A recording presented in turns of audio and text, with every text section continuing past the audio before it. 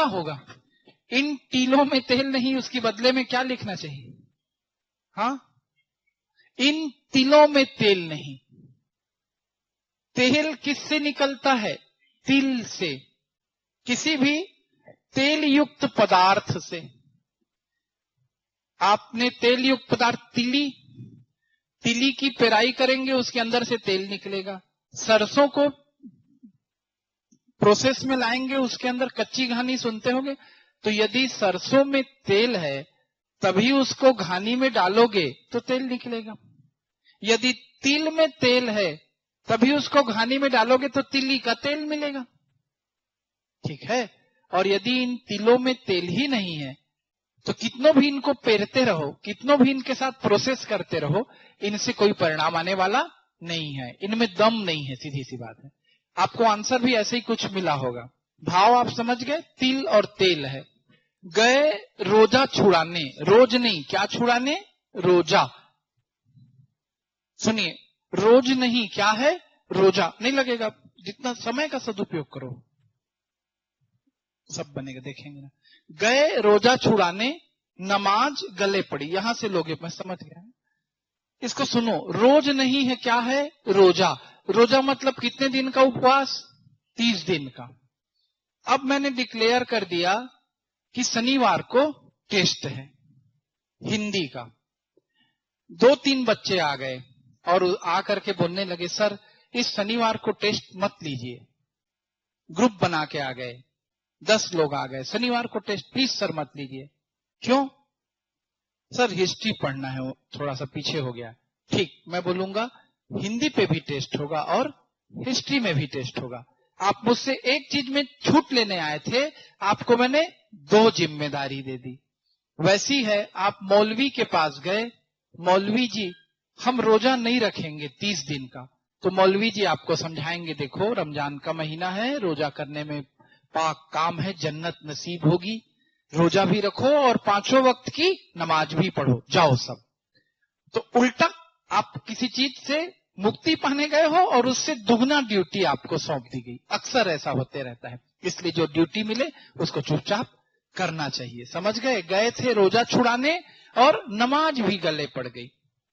घड़ी में तोला, घड़ी में मासा है वो, पल में तोला, पल में मासा। अब तोला और मासा नाप तौल की इकाइयों के रूप में कम प्रयुक्त होती है, ग्राम मिलीग्राम का प्रयोग होता है। तो कभी उसका वजन तोला निकल रहा है, कभी उसका वजन मासा निकल रहा है, कभी ग्राम में निकल रहा है, कभी मिलीग्राम में निकल रहा है। मतलब वो वस्तु स्थायी नहीं है। ऐसा व्यक्ति जिसका स्वभाव परिवर्तनशील रहे। संस्कृत में एक श्लोक भी आता है, क्षणे तुष्टा क्षणे रुष्टा, रुष्टा तुष्टा क्षणे क्षणे। ऐसे लोगों से बच के रहना है। कभी खुश हो गए, कभी 2 ही मिनट में नाराज हो गए, फिर खुश हो गए। वो अस्थिर स्वभाव का व्यक्ति है, कब क्या कर दे पता नहीं। ऐसी लोगों के लिए एक मुहावरा आया, घड़ी में तोला घड़ी में मासा, या पल में तोला पल में मासा। ठीक। पावस ऋतु है, पर्वत प्रदेश, क्षण क्षण परिवर्तित प्रकृति वेश। बरसात में प्रकृति का रूप क्षण क्षण में बदलता है, कभी बादल, कभी धूप, कभी पानी, कभी इंद्रधनुष, कभी हवा।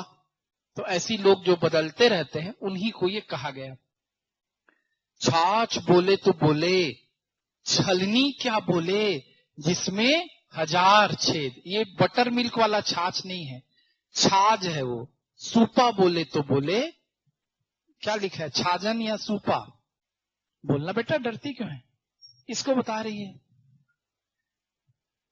मतलब आप किसी चीज को सूपा में फटकारते हो।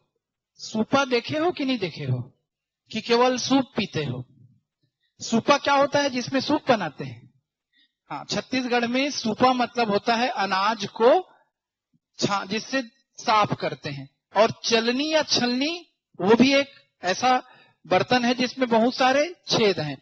तो कोई सूपा है, यानी कोई ऐसा व्यक्ति है, सूपा में कोई छेद नहीं है, वो किसी के बारे में कुछ कह रहा है, उसकी कमी बता रहा है, तो एक बार जायज है।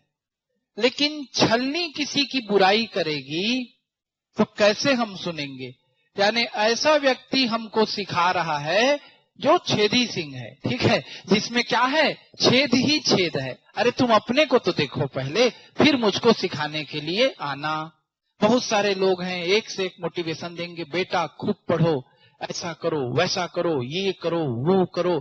मैं रहता था, इतना टेस्ट सीरीज देता था, मैं 2 मिनट भी नहीं सोता था। अरे भैया मर तो जाओगे इतना पढ़ोगे तो। इतना क्यों जरूरत से ज्यादा बोल रहा है? क्योंकि हर बार प्री फेल होने के बाद कुछ और काम कर रहा है।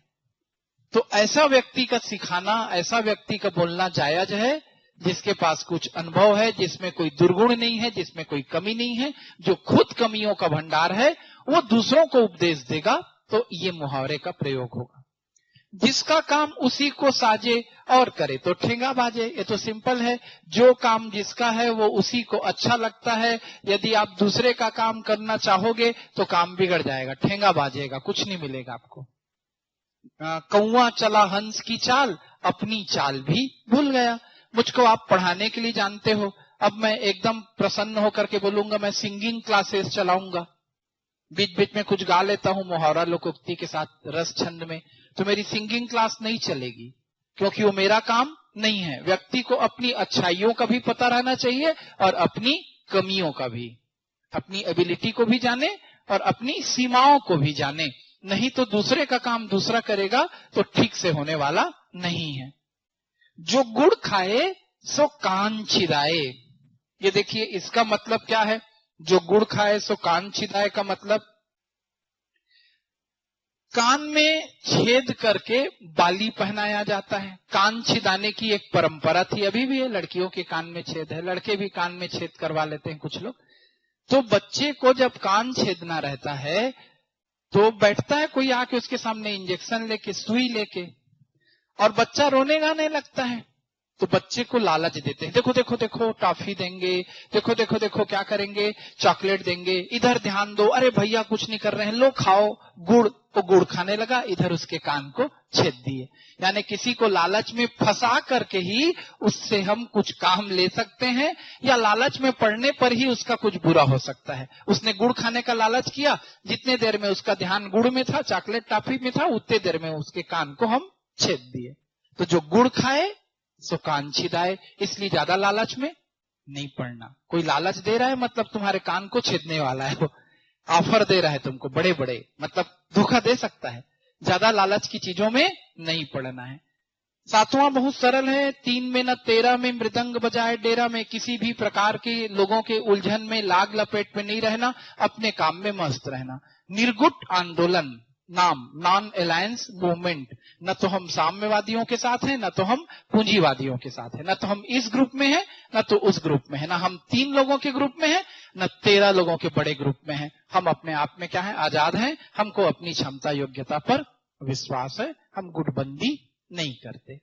इसके बाद नक्कार खाने में तूती की आवाज। अब एक्चुअल में आपको नक्कारा शब्द का मीनिंग समझ में नहीं आता, इसलिए नक्कार खाना नहीं समझ में आ रहा है। नक्कारा मतलब नगाड़ा। नगाड़ा, अकबर नक्कारा बजाने में निपुण था, हिस्ट्री में ऐसा आता है। उसको कौन सा वाद्य यंत्र बजाना आता था, नगाड़ा। गाना भी सुने होगे, नगाड़ा नगाड़ा नगाड़ा बजा, देखे भी होगे, होली में बजता है। तो सारे वाद्य यंत्रों में उसको नगाड़ा भी कहते हैं और अरबी फारसी में उसको नक्कारा कहते हैं। नक्कारा का 2 मतलब होता है, एक तो नकारा जो किसी काम का नहीं, और एक नगाड़ा। तो नगाड़ा भी नक्कारा टाइप का वाद्य यंत्र है, बहुत ज्यादा उसमें टेक्निक नहीं लगती। देखे हो ना, उसको बस जोर जोर से मारो, अपने आप में क्या करने लगता है, वो हल्ला करने लगता है। तो जहां पर नगाड़ा बज रहा है, एकदम 10-20 लोग नक्कार खाने में क्या बजा रहे हैं, नगाड़ा, वहां पर तूती की आवाज दब जाएगी। तूती का मतलब तुरही, सहनाई। तुरही देखे हो, ऐसी सहनाई जो थोड़ी राउंड लिए हुए रहती है, वो तूती है। राजा जब दरबार में आता था तो उसके स्वागत में तूती बजाई जाती थी। 2 लोग बाजू में, देखे होंगे पिक्चर वगैरह में, पहले तूती बजाएंगे तब राजा आके सिंहासन में बैठेगा। इसी से एक और मुहावरा बना, उसके नाम की तूती बोलती है। छोटे मोटे आदमी के नाम की तूती नहीं बोलती, राजा। पर जब नगाड़ा बजेगा, बहुत तेज साउंड वाला हल्ला होगा, तो तूती की आवाज दब जाएगी। तो बड़े लोगों के बीच या ज्यादा शोरगुल में भले लोगों की आवाज दब जाती है, या तुम्हारी बात को कोई ना सुने, ऐसे लोग जो तुम्हारी बात को पूरा अनसुनी करें, वहां तुम क्या बोलोगे? तो बोलोगे यार मैं वहां जाके नहीं समझाऊंगा, मेरी बात कोई नहीं सुनेगा, वहां मेरी बात तो नक्कार खाने में तूती की आवाज जैसी हो जाएगी। और भी बढ़िया बढ़िया शब्द हैं इसके लिए। तुलसीदास ने बहुत अच्छा दोहा लिखा है, तुलसी पावस देखकर करी कोकिलन मौन, अब तो दादुर बोली है हमें पूछे हैं कौन। जब पावस की ऋतु आती है, पावस यानी बरसात, बरसात ऋतु का समय देखकर कोयल चुप हो जाती है। क्यों? क्योंकि कोयल गर्मी में बोलती है, बरसात में मेढक जोर जोर से टर्राने लगते हैं। तो जब जोर जोर से लोग टर्राएं, यानी मूर्ख लोग ज्यादा हल्ला करें, तो विद्वान लोग चुप हो जाते हैं। तुलसी पावस देखकर करी कोकिलन मौन, अब तो दादुर बोली हैं, दादुर यानी मेढक, हमें पूछे हैं कौन। उसी तरीके का भाव है, नक्कार खाने में तूती की आवाज। न नौमन तेल होगा न राधा नाचेगी। किसी की बात को पूरा करने के लिए कोई ऐसी शर्त रख देना जो पूरी ना हो सके। सिंपल। जैसे आप सरल उदाहरण ले लेते हैं, किसी टीचर को बोलोगे ये सब्जेक्ट पढ़ा दो, एक बार पढ़ा दिया दोबारा पढ़ा दो, फिर वो बोल देगा नहीं यार अब 50,000 दोगे, पढ़ाऊंगा एक बार और।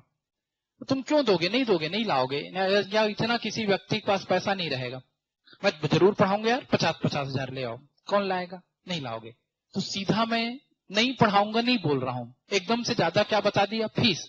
तो इसमें भी एक कहानी है, किसी को नृत्य करने के लिए कहा गया, उसने कहा पहले 9 मन तेल लेकर आओ और 9 मन तेल से चारों तरफ दीपक जलाकर प्रकाश करो, तब मेरे नृत्य का आप आनंद लोगे। तो उस गांव वालों के पास, गरीबों के पास कहां से 9 मन तेल होगा? तो न 9 मन तेल होगा न राधा नाचेगी। किसी काम को करने के लिए ऐसा शर्त रख देना जो पूरा ना हो सके, यही सेंस मिला होगा आपको। नाच न जाने आंगन टेढ़ा, ऐसे भी एक आता है नाचने से संबंधित। तो ये ऐसा है कि डांस आपको नहीं आ रहा है, आप काम नहीं कर पा रहे हो, पर दोस्त नहीं स्वीकार रहे हो।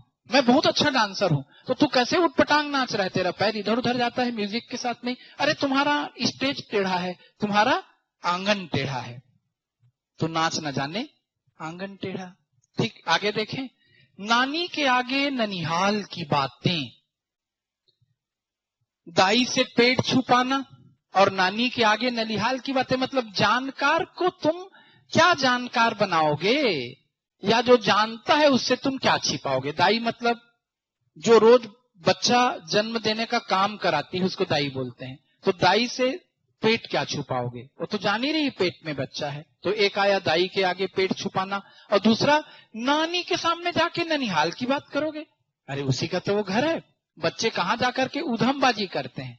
ननिहाल में, मामा घर में। तुम भी गए होगे बचपन में, पूरा हुड़दंग करने की छूट, क्योंकि दीदी नाराज हो जाएगी तो भांचा भांजी तहलका मचा रहे हैं। कहाँ मचाते हो तहलका? नाना घर में। और फिर नानी जाग बताओगे 2-4 साल बाद, अरे हम तो ननिहाल में बहुत हुड़दंग करते थे, तुम मेरी आंगन में की हो, मैं नहीं जानती क्या तुम क्या करते थे। तो नानी के आगे ननिहाल की बात। जो जिस चीज को जान रहा है, जो जिस चीज का जानकार है, उसको तुम उस बात को जाके बताओगे तो तुमको क्या फायदा मिलेगा। जब किसी ने ये 10 डाउट भेजे, उम्मीद है उसके 10 डाउट क्लियर हो गए होंगे। अब इसके बाद बाकी डाउट कहाँ हैं, ये अब आईटी वालों की मदद लगेगी, फाइल में मिलेगा वो। फिर अपने को दे। तो भाई अपने लोगों को सुनते जाना, ये किसी ने हाथ से लिख करके भेज दिया है, सुन लीजिए, सुन के दिमाग में बैठा लिए। तो अपने ही लोगों को लाभ देना, या नेपोटिज्म, भाई भतीजावाद, उसके लिए ऐसा आता है। नेपोटिज्म शब्द कहां से आया? नेपोलियन से आया। नेपोलियन बोनापार्ट फ्रांस की क्रांति के बाद फ्रांस का सम्राट बना, और उसने अपने रिश्तेदारों को बड़े बड़े पद पे दे दिया। तो किसी भी संस्था में, किसी भी शासन में यदि लोग अपने भाइयों को, अपने भतीजों को लाभ पहुंचाते हैं, तो ये नेपोटिज्म कहलाने लगा। नेपोलियन शब्द से बना भाई भतीजावाद। कुछ दिन पहले फिल्म इंडस्ट्री में नेपोटिज्म की बड़ी चर्चा होती थी। तो उसी टाइप का ये मुहावरा है, अंधा बांटे रेवड़ी, फिर अपने को दे, फिर अपने दे देगा, अपने लोगों को दे देगा, देख समझ के योग्य लोगों को नहीं देगा। आंख का अंधा वाला सेंस है, जो धृतराष्ट्र हो चुका है। उसको अपना पुत्र या अपने लोग ही दिखते हैं। रेवड़ी मतलब लाभ है। यहाँ पर रेवड़ी खाए होगे, खाने की वस्तु है, यहाँ पर लाभ से सेंस है। अंधा बगुला कीचड़ खाए बता चुका हूं, अपनी डफली अपनी राग। तो यदि 10 लोग डफली बजाएंगे और एक साथ बजाएंगे एक जैसा, तो मधुर संगीत पैदा होगा। आपने कभी भी स्टेज में ऑर्केस्ट्रा का परफॉर्मेंस देखा होगा। ऑर्केस्ट्रा के परफॉर्मेंस में क्या होता है, अलग अलग वाद्य यंत्र रहते हैं, लेकिन सारे वाद्य यंत्र एक हारमोनी के साथ बजते हैं। दर्शन में हम पढ़ेंगे भी इस शब्द को, हारमोनी शब्द से।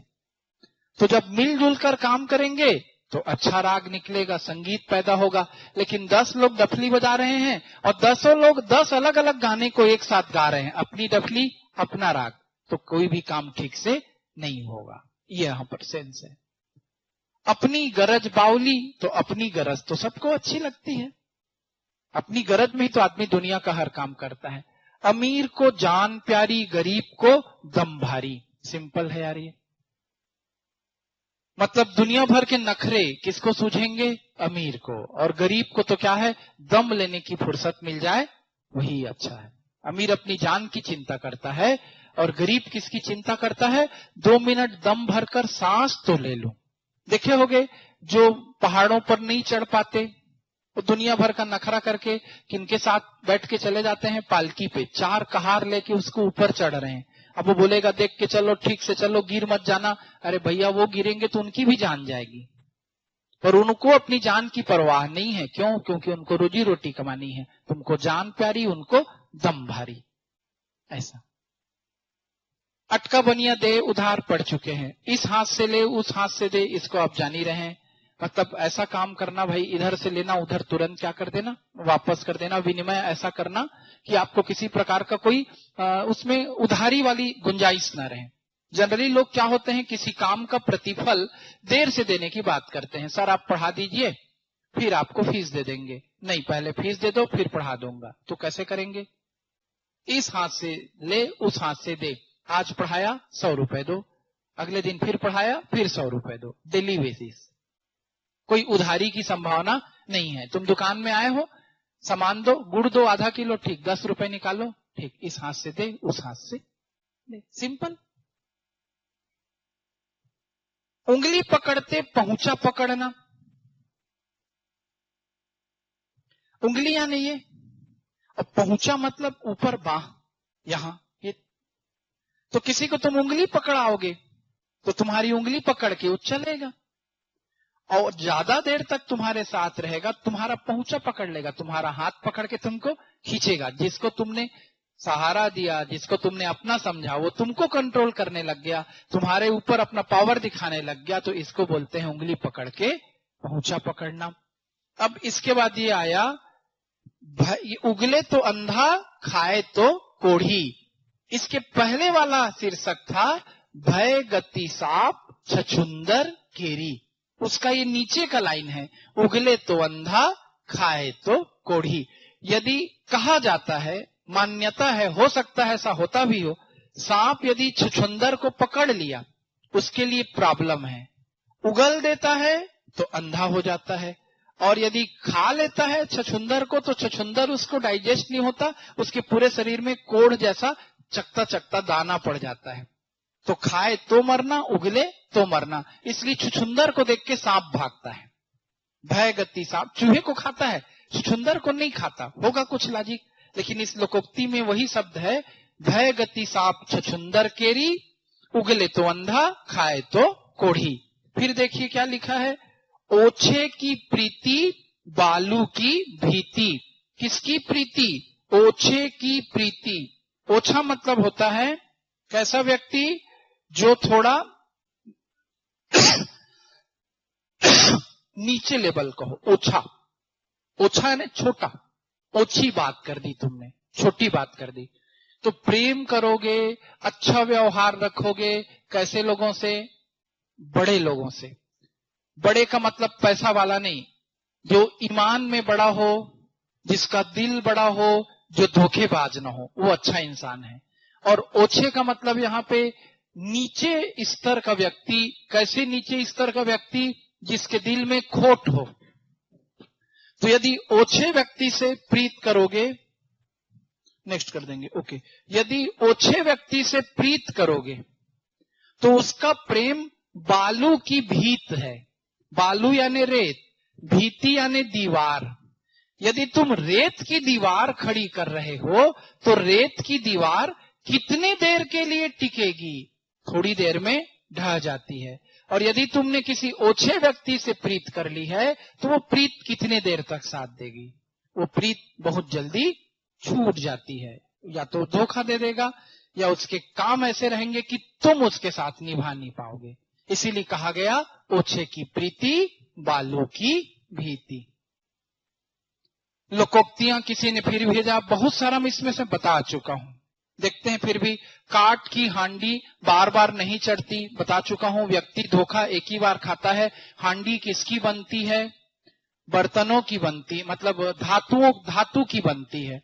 यदि किसी ने आपको लकड़ी की हांडी बनाकर दे दिया है, आप उसके विश्वास में ले आए, लेकिन आप उसको चूल्हे पर चढ़ाओगे, वो जल जाएगी। आप तुरंत जान जाओगे कि उसने मुझे धोखा दिया। फिर दूसरा तुम सामान उसके पास से कभी नहीं लोगे। तो काट की हांडी कितने बार चढ़ेगी? एक बार। धोखा कोई व्यक्ति कितनी बार देगा? एक बार। अच्छा हुआ, अच्छी हुई, कई तो आता है ना, अच्छी हुई मेरी गगरी टूटी, मैं तो पनिया भरन से छूटी। मेरी गगरी टूट गई, अच्छा है, मुझको अब काम नहीं करना पड़ेगा।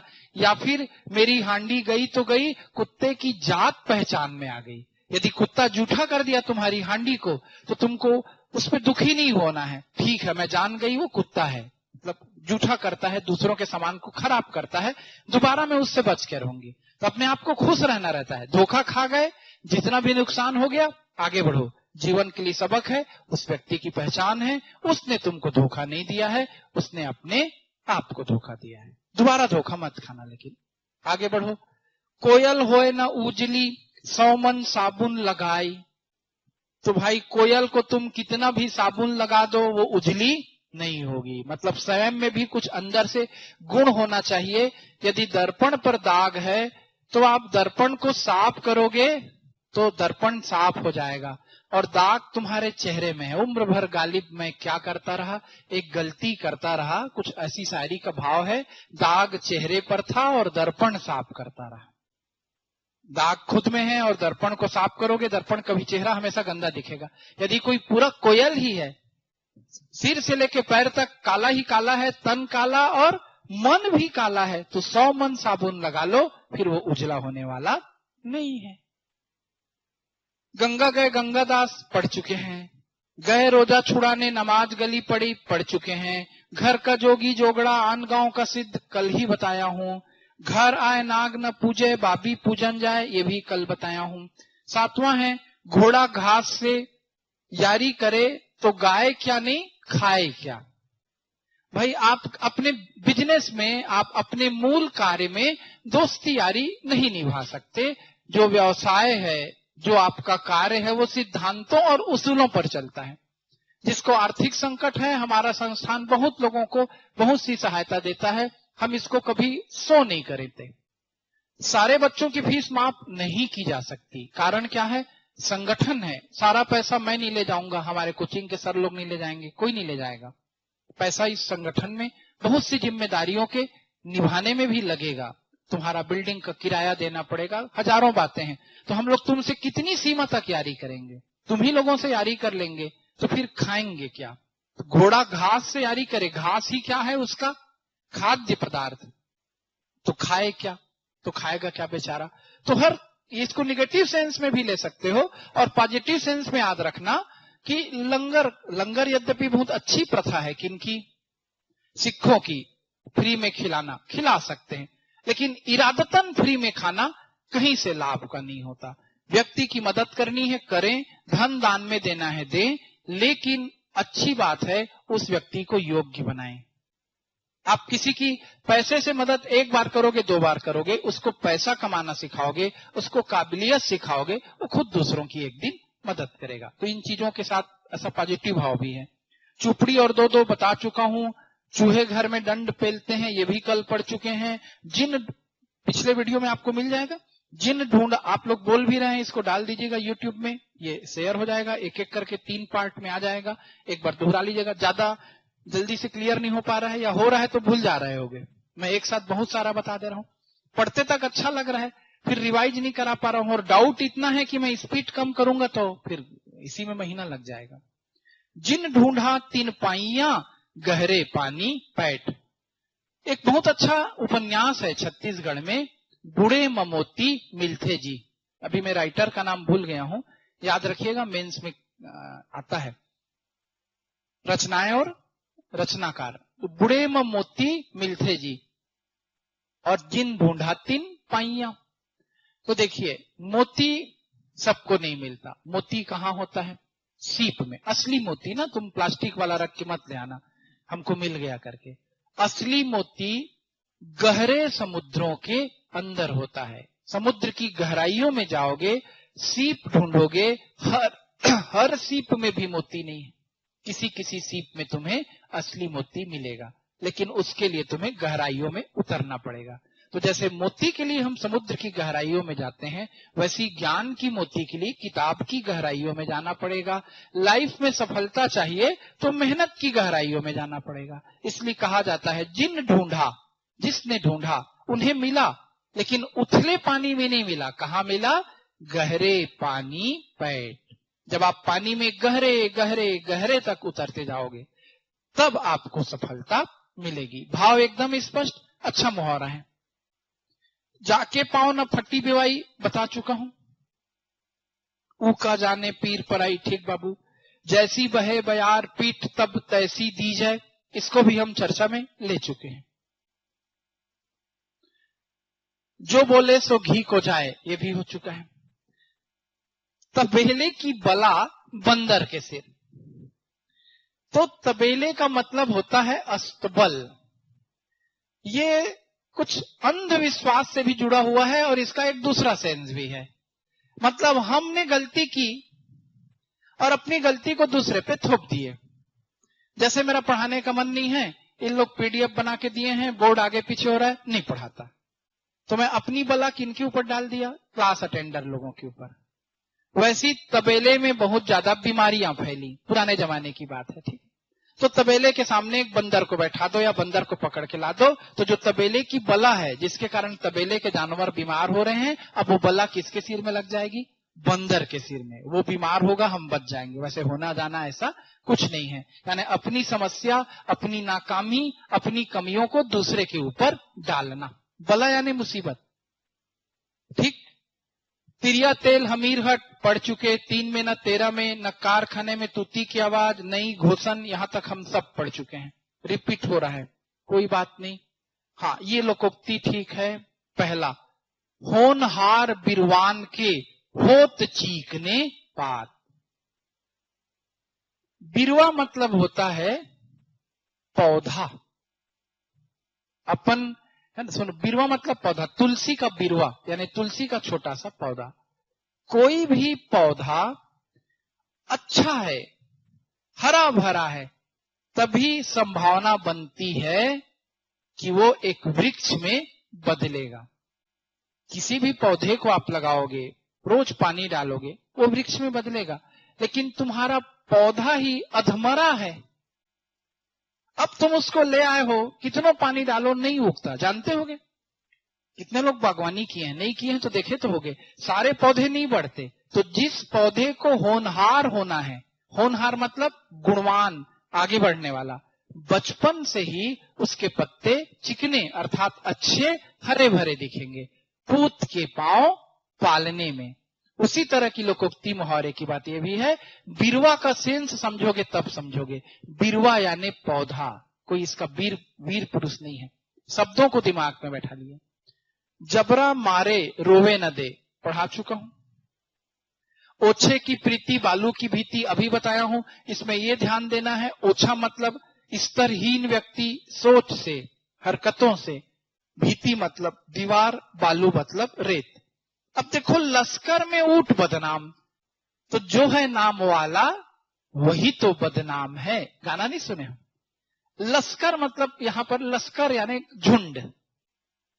अब यदि आप बहुत सारे जानवरों का झुंड लेकर जा रहे हो और उस झुंड ने कुछ कर दिया, तो उस झुंड में सबसे पहले नजर कौन आएगा?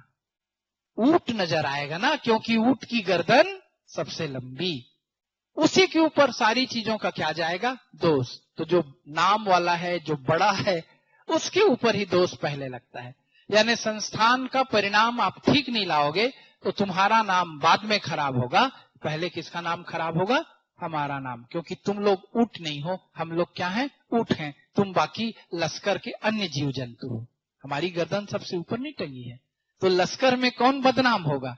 ऊंट। काटो तो खून नहीं, काट के देख लो। हाथ को काटोगे तो क्या निकलता है? खून। लेकिन हालत ऐसी हो गई कि काटो तो खून नहीं, मेरा पूरा खून फ्रीज हो गया, गायब हो गया मेरे शरीर से। इतनी मतलब अद्भुत घटना हो गई मेरे साथ। काटो तो खून नहीं। अब ये कुछ लोकोक्तियां मुहावरा छोड़ देने के लिए होती है। अभी किसी ने भेज दिया है, कु जगह फोड़ा और ससुर वैद्य। कु जगह मतलब शरीर की ऐसी जगह जो कु जगह है। कु यानी बुरी जगह, ऐसी जगह जिसको हम बता नहीं सकते। वहां पर किसी को फोड़ा हो गया है, किसी महिला को, और उसके ससुर जी ही क्या हैं? वैद्य हैं। तो एक तो बेचारी को पहली मुसीबत है, फोड़ा हुआ है, शरीर के किसी ऐसे अंग में हुआ है जिसको बताना नहीं चाहेगी, और ऊपर से जो वैद्य हैं पूरे मोहल्ले के, वो उसी के ससुर हैं, और ज्यादा नहीं बता पाएगी। तो प्रॉब्लम के ऊपर प्रॉब्लम, इस टाइप का सेंस। सिंहावलोकन करना। देखो बेटा, इसको लिखोगे तो सिंह धन अवलोकन दोनों मिलेगा तो ये आ और ये अ मिलकर के आ बनेगा। सिंहा अवलोकनी, सिंहावलोकन करना बहुत जबरदस्त मुहावरा है। ये सिंह शब्द से बना है और अवलोकन का मतलब होता है देखना। जब भी अवलोकन करो सिंह की तरह करो। क्या है सिंह का अवलोकन? बहुत प्यारा दृश्य होता है। शेर चलता है, जानते हो जंगल में सबसे ताकतवर कौन है? नहीं, शेर से ज्यादा ताकतवर भैंसा है, शेर से ज्यादा ताकतवर हाथी है। शेर क्यों टॉप पे रहता है? चुस्ती, फुर्ती, दम, डेयर, हौसला, बहुत सी बातें। तो शेर जब चलता है, शेर भी नहीं लिखा है, सिंह लिखा है, अयाल वाला, गुजरात का गिर। तो जब शेर चलेगा उसके पीछे किसी की हिम्मत है जाने की? तो शेर जंगल में चलता है, पीछे पूरी जंगल साफ, उसके पीछे पीछे कोई जानवर नहीं जाता। भाई तुमको लगता होगा जाते होंगे, तो नहीं। अब वो चलते चलते, जैसे मैं यहाँ खड़ा हूं और मैं चलते चलते दरवाजे तक पहुंच गया, फिर पीछे पलट के देखूंगा, फिर चलूंगा, फिर पलट के देखूंगा। तो सिंह जब पीछे घूम कर देखता है तो उसको कहते हैं सिंहावलोकन करना। तो जब भी तुम अपने पीछे का अवलोकन करो, पीछे पूरा जंगल साफ मिलना चाहिए। यानी तुम्हारा काम फिनिश हो जाना चाहिए, पीछे कुछ बचे मत। या तो फिर तुम इतने हिम्मत वाले होने चाहिए तुमको कि तुम्हारे पीछे कोई ना आ सके। ये है सिंहावलोकन करना। आगे चलते चलते पीछे को भी एक बार पलट के देख लेना। और एक आता है यहीं पर विहंगम दृष्टि डालना। वो विहंग शब्द से बना है। विहंग का मतलब होता है पक्षी, सरसरी नजर से देखना, ऊपर ऊपर ऊपर ऊपर देख लिए तो विहंगम दृष्टि। आपने कोर्स पूरा किया कि नहीं किया? मैं आपकी कॉपी को एक नजर पलटा के देख लिया, हाँ हाँ सब टॉपिक लिखे हैं, ये विहंगम दृष्टि है। लेकिन यदि अच्छे से देखूंगा तो देखने में क्या गलती हुई है, स्पेलिंग सही है कि नहीं, सही लिखे हो कि नहीं, होमवर्क को पूरा किए हो कि नहीं, तो ये एकदम पैनी नजर से देखूंगा, गंभीरता से देखूंगा। सरसरी नजर से देखूंगा तो क्या कहलाएगा? विहंगम दृष्टि डालना।